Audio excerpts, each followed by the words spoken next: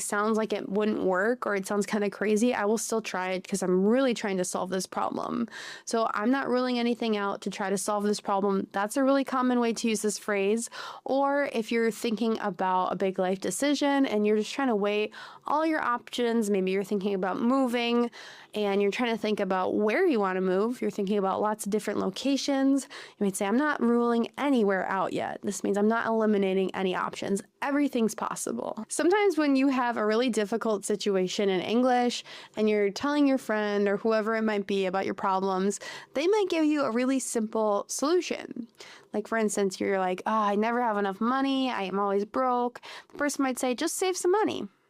You might say, well, that's easier said than done. That's easier said than done. This is a phrase we use to mean like that sounds simple, but it's actually really challenging or really challenging for me in particular. Or for instance, someone might say, if you're tired, just get more sleep. That's easier said than done. Like, I have a hard time falling asleep, staying asleep.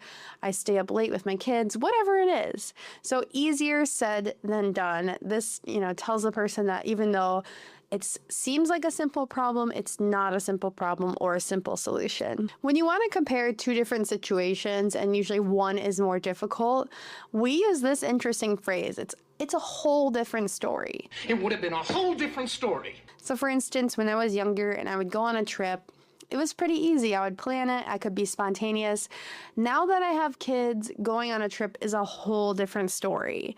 It's way more difficult. I have to think about things like strollers and car seats and make sure I have everybody's things. It's a lot more difficult. So the phrase here, it's a whole different story. It's comparing one situation to another. Even though they're a little similar, they're very different, especially when I'm talking about difficulty here. So that's how we use this phrase. It's a whole different story. We're on the right track. You're on the right track by studying English. This is a really positive, really encouraging phrase. We're on the right track. Sure is. We're on the right track.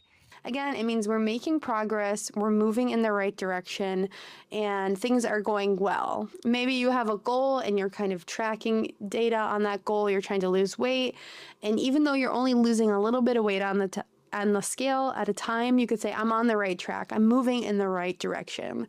So it's a very optimistic, very positive phrase here. Some phrases that will come up in your everyday life are ways to agree or show that you understand. And of course, you can always just say, I agree or I understand, but let's widen your vocabulary so that you can sound more advanced when you're speaking and feel like you can truly express yourself. Let's see if you're already using this first phrase. The first phrase is, that's a good point. That's a good point. Oh, that's a good point. That's a good point. So you're complimenting someone and you're agreeing with the idea that they just said. So native speakers use this phrase without